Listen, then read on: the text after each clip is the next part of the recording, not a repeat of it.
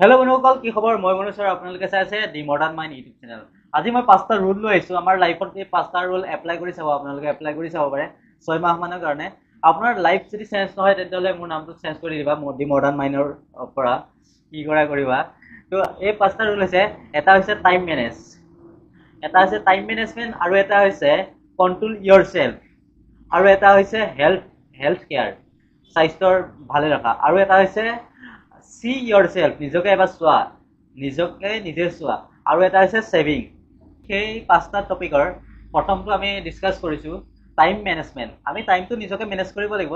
সেইটো বিষয়ে মানে আমি দিনটোত চোৱা, প্ৰতিজন মানুহৰ হাততে থাকে দিনটোৰ ভিতৰত 24 ঘণ্টা। সেইটো নিজৰ ওপৰত ডিপেণ্ড কৰে কোনে কিমান টাইম, কোনে ক'ত সেইটো কেনেকৈ ইউজ কৰে।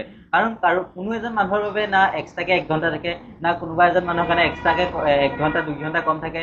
মানুহে যে কয় মোৰ টাইম নাই, সেইটো বহুত মিছা কথা হয়। কাৰণ চবৰে লাইফতে সমানেই টাইম। আপুনি কি কৰিব লাগিব? টাইমটো মেনেজ কৰিব লাগিব। আপুনি নিজকে সেই গোটেই দিনটো যোনটো কাৰ্যলিপি হয়, কাৰ্যলিপিটো বহীত লিখি ধুনীয়াকৈ টাইমটো মেনেজ কৰক। আপুনি সেই টাইমটোৰ পৰা যিমান পাৰে টাইম উলিয়াব চেষ্টা কৰক। 24 ঘণ্টাৰ পৰা যিমান ডিউটিৰ পৰা হওক, ক'ৰবাৰ পৰা হওক, টাইমটো ক'ৰ পৰা ক'ত কেনেকৈ মানে মেনেজ কৰি উলিয়াব চেষ্টা কৰিব লাগে। সেইটো হৈছে টাইম মেনেজ। আৰু টাইমবোৰ যোনবোৰ কাম হয়, কামবোৰ পাৰফেক্ট টাইমত কৰিব লাগে। আৰু ধৰি লওক ডিউটিলৈ যোৱাৰ আগত 10 মিনিটৰ আগতে ডিউটি পোৱাকৈ কথা ভাবিব লাগে। আৰু ছাপ'জ তুমি স্কুলত টাইমমতে যাবৰ কাৰণে টাইমমতে 10 মিনিটৰ আগত ভাবিব লাগে, পাবগৈ লাগে স্কুল।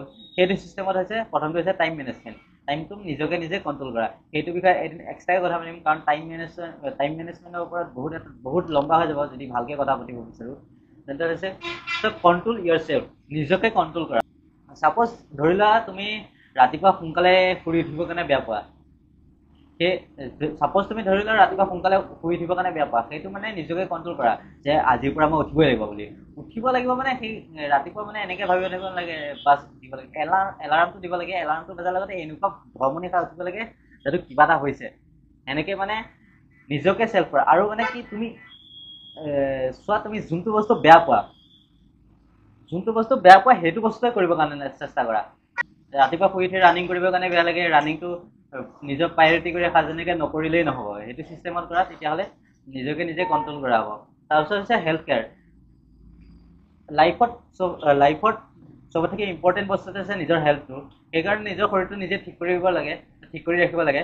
সেইকাৰণে আমি ভাল খাদ্য গ্ৰহণৰ উপৰিও অলপ এক্সাৰচাইজ কৰিব লাগে। আৰু যদি জিম যাব পাৰে তেতিয়া জিম যোৱা আৰম্ভ কৰিব লাগে। নিজকে নিজে যিমান পাৰা ভাল কৰি ৰাখিব লাগে। কাৰণ আমাৰ যদি স্বাস্থ্য ভালে থাকে, চব ভালে থাকিব। ঠিক আছে। তাৰপিছত আৰু নেক্সট হৈছে ছেভিং। ছেভিংটো আপোনালোকৰ যিমান পাৰে সিমানেই ছেভিং কৰিব লাগে। নে বোলে মোৰ চাকৰি নাই, মই হেৰি কৰিব নোৱাৰোঁ। আপুনিতো দিনটোততো কিবা নহয় কিবা এটা দোকানত জেগা খাই না, তাৰ পৰাই মাহটোত আপুনি পাৰিলে 100, 150 যিমান পাৰে ছেভ কৰিব, 1000, 10,000, 20,000 সিমানকৈ ছেভ কৰিব লাগে। আৰু ছেভিংটো হৈছে বহুত প্ৰকাৰে ছেভিং কৰিব পাৰে। আপোনালোকে বেংকৰ একাউণ্টত পইচাটো জমা কৰি ছেভিং কৰাটো মই কথা কোৱা নাই। SIP কৰিব পাৰে, নহ'লে ক্ৰিপ্ট'ত ইনভেষ্ট কৰিব পাৰে। এনেকৈ বহুত ধুনীয়া প্লেচ আছে যোনবিলাকত বহুতো ধুনীয়া ৰিটাৰ্ণ দিয়ে। 8%, 10%, 12%, ক'ৰবাত 20%লৈকে আহি যায় SIP। সেইবোৰত আপোনালোকে ইনভেষ্টমেণ্ট কৰিব পাৰে।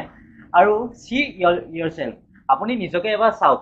আপুনি আইনাখনলৈকে এবাৰ নিজকে চাওক, আপুনি বৰ্তমান কি অৱস্থাত আছে। আৰু আপুনি এবাৰ নিজকে চাওক 2 বছৰ আগত, 2 বছৰ আপোনাৰ কেনেকৈ আছিলে। আৰু আপুনি এবাৰ নিজকে ভাবক আপুনি 2 বছৰ পিছত কি হ'ব বিচাৰে। তেতিয়া আপুনি নিজকে নিজে চেঞ্জ কৰিবৰ কাৰণে বহুত আগবাঢ়ি যাব। মোৰ টপিকটো ইমানেই। আৰু টপিকটোৰ ওপৰত যদি কিবা ভাল লগা নাই তেতিয়াহ'লে কমেণ্ট কৰিব। মই টাইম মেনেজমেণ্টৰ বিষয়ে নেক্সট মই আৰু ভালকৈ কথা পাতিম বুলি ভাবিছোঁ আপোনালোকৰ কাৰণে। টাইম মেনেজটোৰ বিষয়ে ইমান ভালকৈ মই বুজাবৰ কাৰণে নোৱাৰিলোঁ। টাইম মেনেজটোৰ বিষয়ে যদি মই বুজাব যাওঁ বহুত লম্বা ভিডিঅ' হয়। সেইকাৰণে নেক্সট ভিডিঅ'ত আমি টাইম মেনেজমেণ্টৰ বিষয়ে কথা পাতিম। বহুত বেষ্ট টপিক হয়। কাৰণ আমি মডাৰ্ণ মাইণ্ডৰ বিষয়ে আমি যদি আগবাঢ়ি যাব লাগে, কিছুমান ৰুল ফ'ল' কৰি যাব লাগে। সেইকাৰণে আপোনালোকৰ বাবে মাত্ৰ 5টা ৰুল লৈছোঁ। এই 5টা ৰুল ফ'ল' কৰি চাওক। আপুনি 6 মাহ, এবছৰত যদি চেঞ্জ নহয় তেতিয়াহ'লে মোৰ নাম চেঞ্জ কৰিব। নমস্কাৰ, জয় হিন্দ।